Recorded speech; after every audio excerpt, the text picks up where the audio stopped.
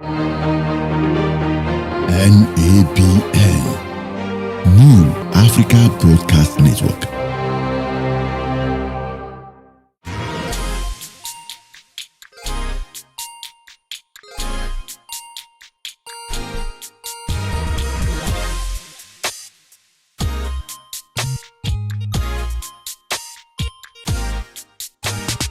Hi, my name is Glenham. Welcome to New Africa Broadcasting Network. Welcome to Celebrity in Motion. There are good Nigerians and there are bad Nigerians. Today we're here to talk to a good Nigerian who has made an impact in society. In the area of health, in the area of entertainment, he is in the person of Oliver Mbamara, a great Nigerian making a great impact right here in the United States of America. Welcome to Celebrity in Motion as I go and knock on his door and take him on this journey as we move along. Come with us.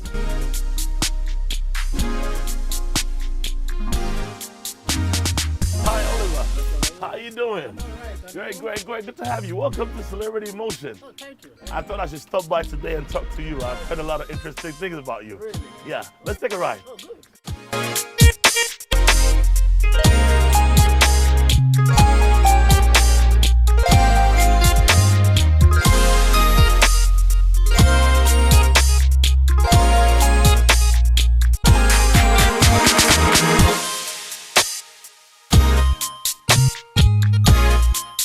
Welcome on board here on Celebrity in Motion. I'm here with Oliver Mbamara. As you all know, he's an actor, he's a writer, he's a poet, he's a publisher. Hey, he's also a lawyer. Quite interesting though. Welcome to Motion, Celebrity in Motion. Thank you so much. Well, I mean, it's a beautiful rainy day out here. I'm so privileged to have you on this program, Celebrity in Motion. Now, to jump straight into it, what are you, a lawyer, a poet, or, because I pretty much read your profile and I saw a whole lot of things. Tell me a bit about yourself. Well, I just think I am an artist who happens to be a lawyer. An artist who happens to be a lawyer. Yeah. Wow, that's a very interesting way to put it. Okay, but how did you get into showbiz? Actually, it wasn't defined. It wasn't scripted.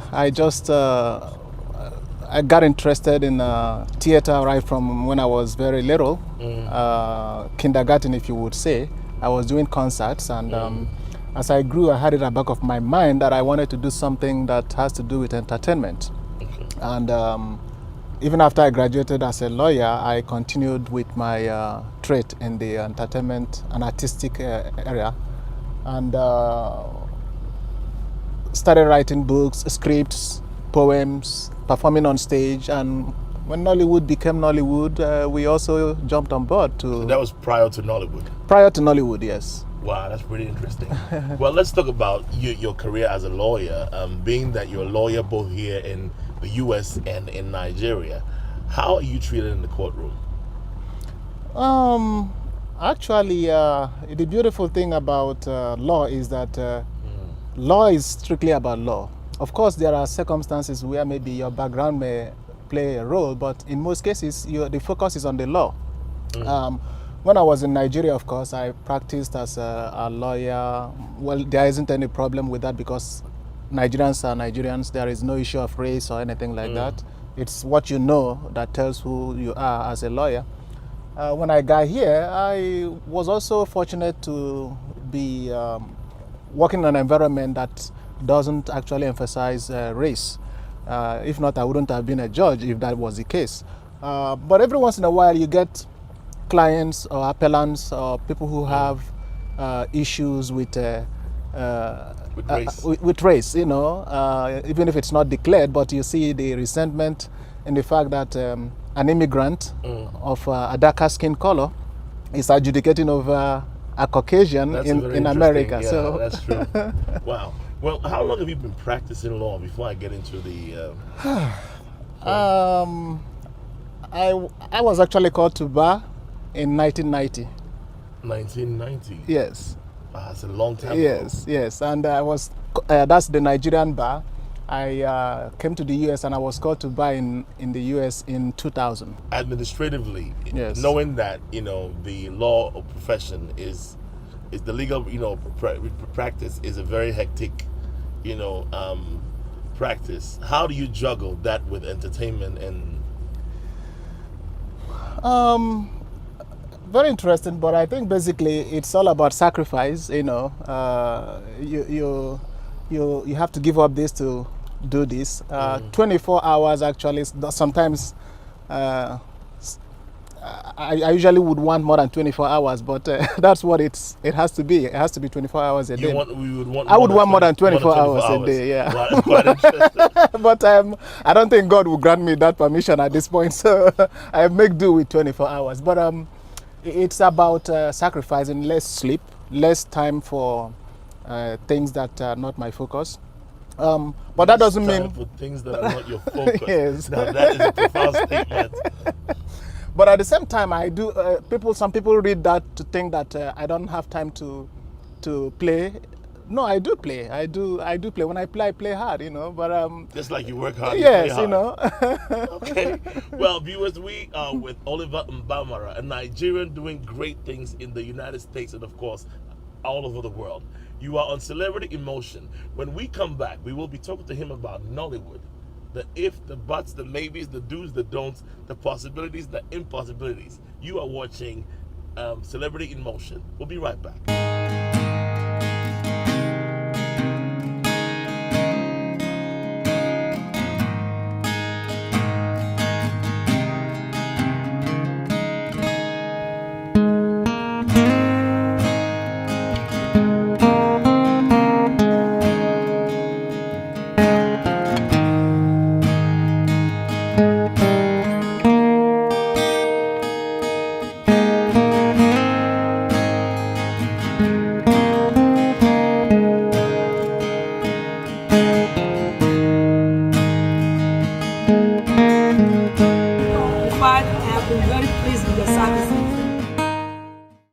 Let's talk about filmmaking and your filmmaking career.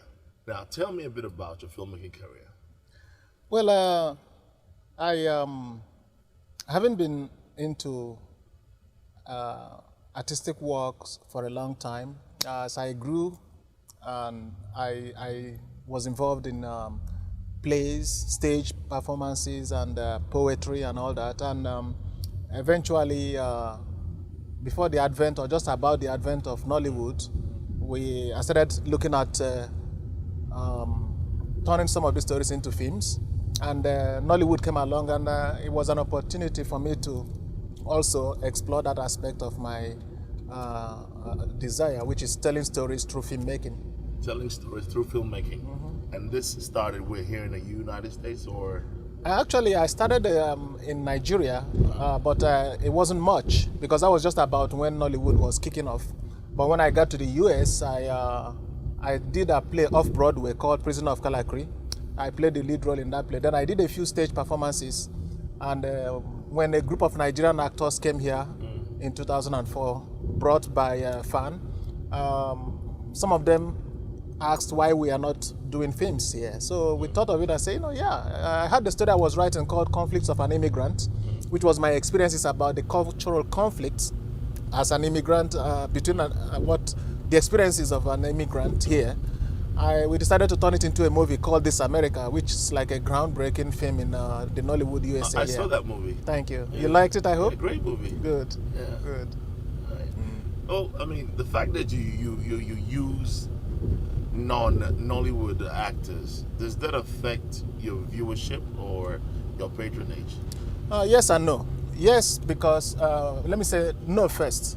The reason is that in that movie, for instance, This America is the story of a typical African immigrant.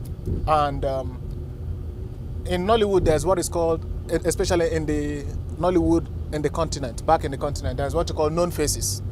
And there are some names that you mention and it's synonymous with. Familiar. Yes, And sometimes when you see a male person on the cover and the female person, you can tell, they will fall in love or they will have something to do with each other and all that. You can predict the movie.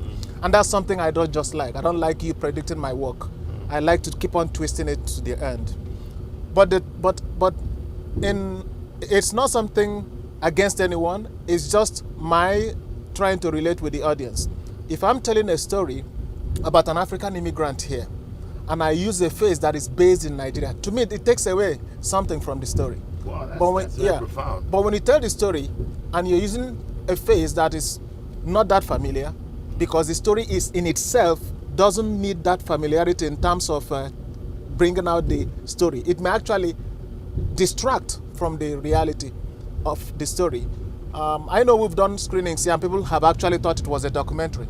Now, if we had any of the known faces in that movie, they wouldn't think it's a documentary. They will naturally, ordinarily know it's a movie.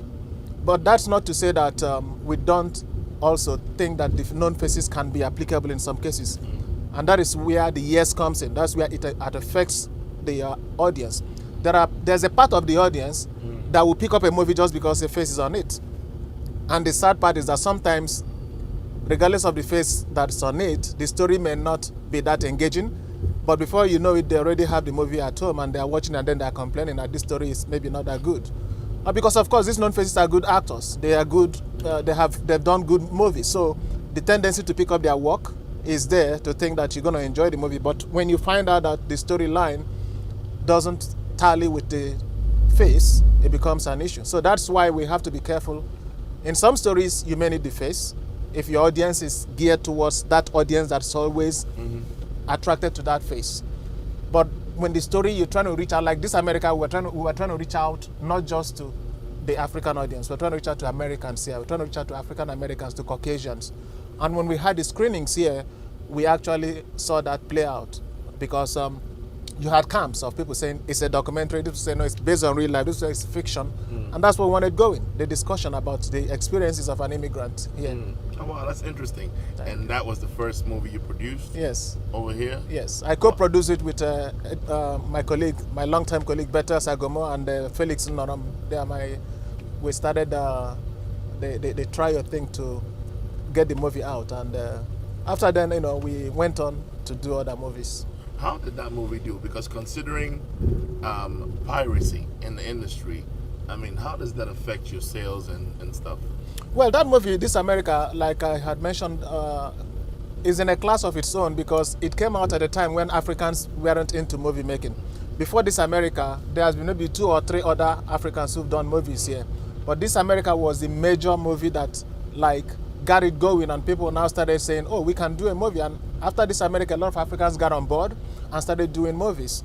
By the time we did This America, there weren't original movies here from Africa. They were mostly pirated copies that you will see, those flat ones that were very cheap.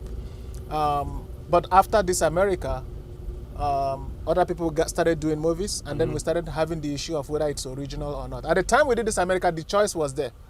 I mean, there was no choice. It's either you go and you get those movies, pirated copies, or you don't just watch any movie. But today, the choice is there. Now, there are lots of filmmakers, and most of these movies, you can find original copies. Lots of them, yeah. Yeah, and you can find some fake ones. So you can make a choice. When we did This America, there was no choice. This America was just the movie out there. So you had no choice but to buy the original? Yes, well, but people didn't get on to the original because they're still trying to adjust to the cost of the original, being that it's different and a little more expensive than the fake ones. The funds being made available for the Nigerian movie industry, and what do you think of the whole thing? That is the era of, which is still what's going on anyway, is a situation of where filmmakers find it difficult to get funding for their movies. And they end up doing movies based on limited resources and limited funding. I, for one, I'm a civil servant. So, the movies I've done, I've never gotten any funding for them, never got any grant. You fund them yourself? I fund them myself from my little savings, from my little civil servant paycheck. And so also have many other filmmakers been doing, saving money here and there to do the movies. And it becomes interesting when people now sometimes criticize these movies or compare them side by side with Hollywood movies. Now, how do you compare a movie that was done with $200 million to a movie that was done with less than $20,000? Okay. $200 million and $20,000. People make that comparison. Oh, the sound is not good. Look at Hollywood movie. The this is there. The audio is there. The lighting is fine. The this is that. When are you going to improve?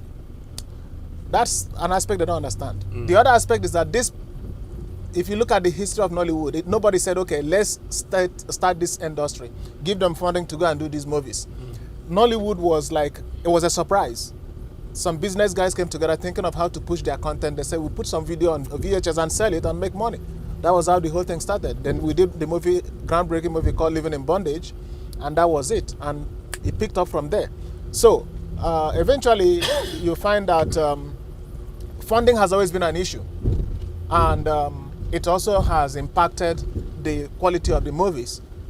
But piracy also has been a very significant factor also that also impacted the quality, because sometimes the pirated copies take away from the original movies, and people see a poor quality of the work because it's pirated. The audio is not as good. Agreed, today there are studios that are now doing very good qualities, even though they are pirated ones. But in the past, they were usually bad. So we were always looking for fund. Before you become a lawyer, you have to take an exam and pass a test. Do you have any formal training in filmmaking? Oh yes. When I was in Nigeria, I did some courses in. Like I said, I started when I was very young. Naturally, it was just a natural thing for me. There wasn't, even when I was doing some courses, it was like I was just doing it for the sake of getting the paper, because everything anybody would want to teach me, I already had internalized in me, and it was like it comes out from inside. But in the world we are, of course, certificates matter, documents matter, so I've gone ahead to do some courses. Many years ago, I did a course on filmmaking. I graduated from the New York Film Academy, where I also did filmmaking. Yes, I have done a few courses here and there, but even after the courses, I always find that what I have inside me is actually what I usually rely on in my artistic expressions. So it's definitely necessary to have some type of education for that industry. It is because you got to understand that there are some people who, regardless of how talented you are as a person, will not give you credit unless they know that there is some sort of academic background to it. Some people also like to just hear you say, I have this certificate and I have that certificate. But that's not everyone. Some people actually want to see the kind of work that you can put out there. The substance of your work will speak for itself. But I would say, if you have an opportunity of going to school to learn any of these arts, please do. Because at least you walk away with an assurance that you're doing the right thing. It gives you the edge. That is what I felt about it when I was doing it. Whether I have to, at the end of the day anyway, you don't lose, because you probably work out one or two other things that you may not know before. That's true. Or you have a reassurance that you're doing this correctly, so go ahead and do it even more because the academicians think it's the right thing to do. All right, Oliver, tell us, how many movies have you acted in, directed, produced, and what are you currently working on? Actually, I haven't been keeping tabs on how many, but I would say movies that I've acted in, maybe over 10. Movies that I have produced or co-produced, maybe 7, 8. Movies that I have directed, I think about 4, 5 maybe. Yeah, 5 or 6, somewhere there. Wow. Yeah. And what are you currently working on? What's Oliver working on now? Well, I'm working on a couple of things. One is we have the TV series, Cultures TV series, which is the TV series that we shot with the legendary Chief Zebediah, Chika Opala. Are you looking for someone? Yeah, I'm looking for Zobio, my nephew. And who are you? I am Chief Anabaronye. Chief Ugudinamba. Ake Uchonwa Mandoba. AAA. His honorable uncle from Nigeria. These are my flag. Are he in? Uncle, is everyone okay? Everyone are okay. But everyone, I think that you are not okay. Come on, Uncle, that's bull. Oh, you are calling me bull? No, I mean... You have begun to sound like them now. Hilliard, a minute. Your house is mine. Even everything here, your wife is my wife. Don't go there now. I know you are just like Don't me. mess with my wife now. I know you don't play with your wife. Even me too. You know me. I don't play with my Nancy. You know what I'm saying? All right. I hope it's not serious. Oh, serious? It's not serious at all. Yeah? Okay now. The problem is that my new wife is coming today. I have to rush down here because I need to borrow your car to go and pick her up at the airport. Chief, this is Maria, my fiancée. Yeah, wait, my name. No, my wife to be. Chia! Musisia? Huh? Who I told you that one? Have you lose your temperament brain? So what happened? He left you? No, I shot him. It's abomination! Please calm down. I'm hearing you don't have to shout. I'm not shouting. I'm telling you what it is. Uncle, No, hold on. Bring that. It's royal magnet. Please. Okay, tell me softly now. I'm telling you that you should understand. Chief, please take your car. Please. I have to leave now. My meter is running. My meter is running. Sorry, I have to leave. What is You have money, my friend? These are honorable Nigerian notes, Naira notes. What am I supposed to do with Naira in United States? My financial independence is so important to me. And the good thing, I don't have to take crap from no man. Wait a minute, who got played? Mr. Sobio, is this your wife? Yes.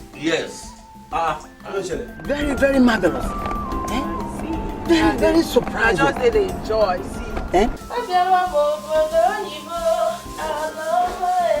Chief, good morning, sir. Yes. Good morning, ma'am. Yeah, how are you? Which one are this one here? I'm seeing myself through there. Which one are this one? Okay. All right. Nevertheless. You know what? Just zip up your mouth.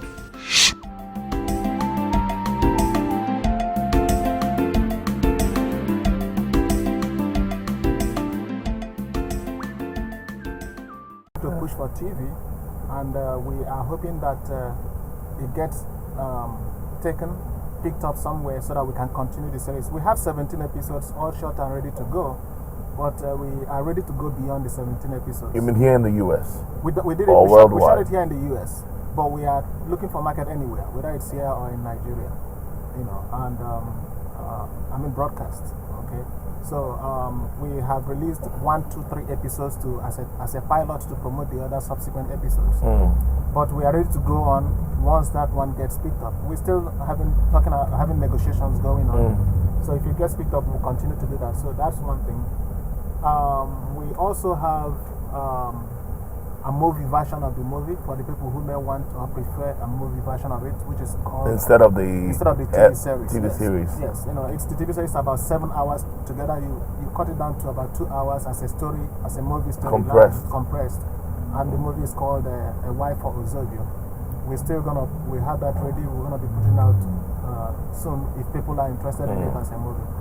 And but I am also working on another story, which is something I feel I should do, which is in line with most of my films, because I pick on certain topics of what's going on in the society, especially in the immigrant community, and try to address certain things for the purpose of informing those who are not here, as well as about here, and then informing those who are not there, which is in the continent, about the continent if they are here. Okay. So my stories usually have a two-pronged face. You know, it's talking about, like, telling those who are in America about certain things that are going on in Nigeria, and telling those who are in Africa per se, or telling those in Africa about what's going on in America here. So there's a story I have now which is called Raised. Yes, it addresses the topic of children being raised here or raised in Nigeria. Which is a source of conflict between most of the parents that we have today. The choice as to whether we should raise the children in Nigeria or raise them in America, or do we have to agree on where to raise the children? Because I know that's caused a lot of friction for families. So that's we're working on it, putting it together. So hopefully we should be shooting it anytime soon. Raised, wow. And also, I'm also trying to put together the book, Slave Warrior, because some people here who saw the movie felt that it would be good to have it as a book so that the younger generations can pick it up, even if the movie is no longer available, so that they can be able to follow the story of the slave trade era. So the book, I'm also working on the book to get it completed very soon, if I will have the time. Wow. Yeah. Wow, you're working hard every day. Trying to survive. Wow. Well, speaking about, the viability of the filmmaking industry as a whole, I mean, is this something viable? Can you make money out of this? Considering the fact that, it's so much going on in the industry. Like, can you really if somebody wants to invest in this, do they get their return? What are the risks involved? And, Yeah, you can. How do you make your money? Yeah, you can make your money back. There are people who do the movie as a business, the movie thing as a business. That's what they do. They don't have 9 to 5, but they are very, very minuscule. Maybe like, I would say roughly about 5%. The other 95% are always having something else that they're doing some 9 to 5 job, a regular job here, and then doing the movie as a second job. To survive. I'm a civil servant. Keep saying that. Of course. Everything I've done, I've always done outside my work hours, maybe weekends or vacations. Most of the movies I shoot in Nigeria or Africa, I do that with my vacation time. So I don't really have a vacation because I squeeze in the movie shoot within the vacation time. And I do other things like what we are doing now in the weekends. By Monday, I'm over with this, and then I'm in court and doing my stuff. As a judge.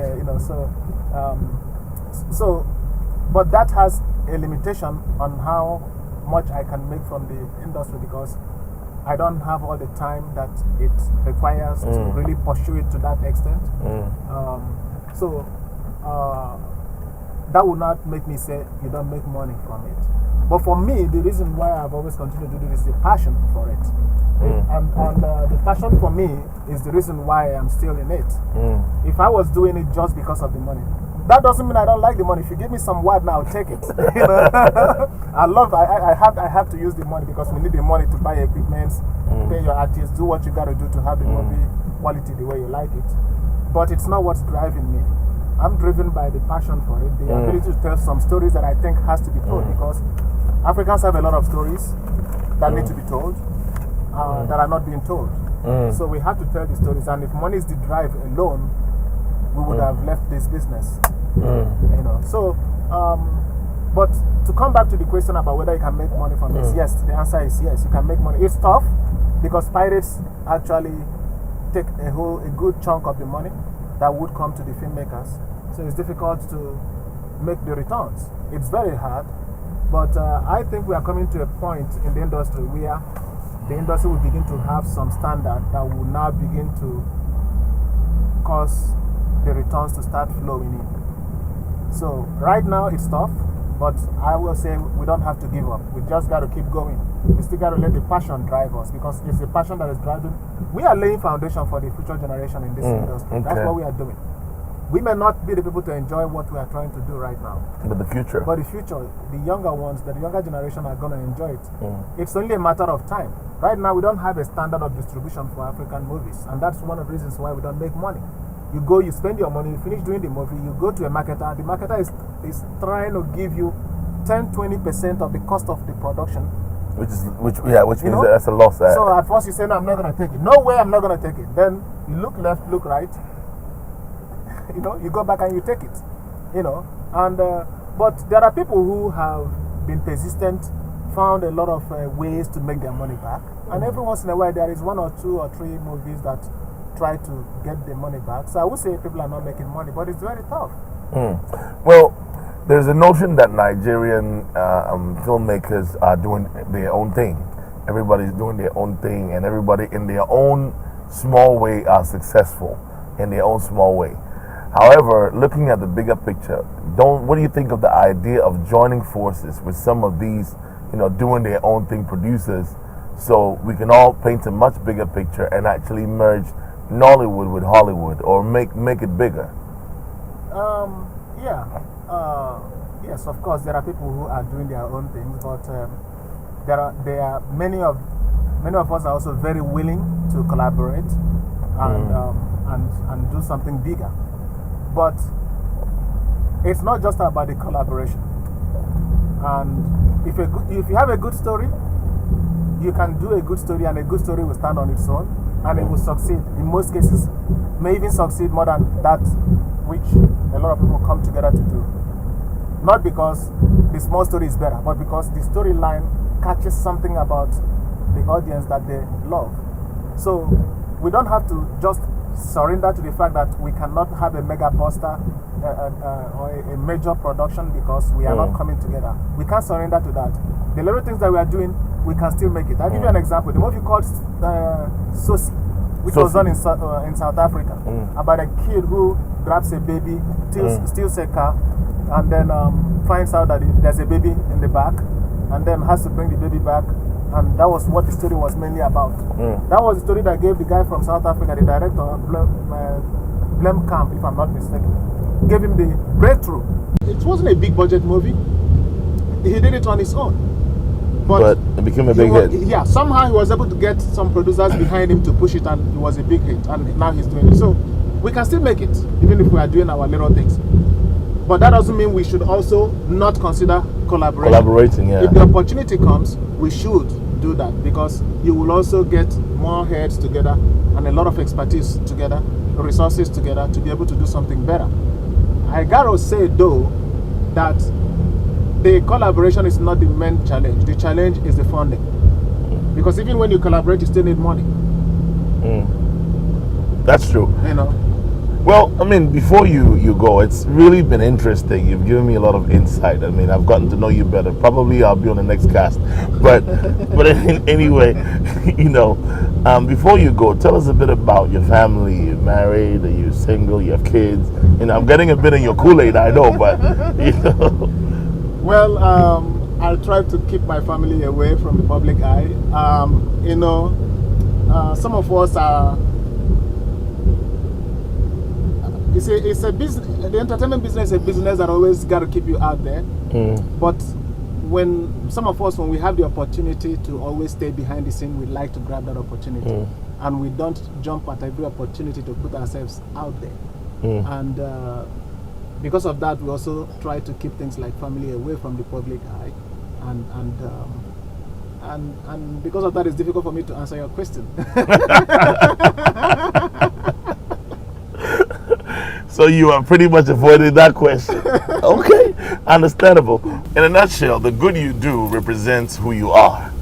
And what you represent make you stand out in whatever that you do. So how would you describe yourself? I am Nigerian. You are Nigerian. Yeah. Well, it's been a pleasure having you here on this great program, Celebrity Emotion. We look forward to seeing bigger and better things coming out of you. I can tell. I just tested your legal skills, and I can tell that you have your P's and Q's together. Well, thank you so much for being on this program, and definitely we look forward to seeing you again. It's my pleasure. All right, God bless. Thank you so much. Take care. Welcome. Thank you. Until the next episode, thank you for being on Celebrity in Motion. Until then, be a good Nigerian, be a productive Nigerian, and be a proud Nigerian. See you next time.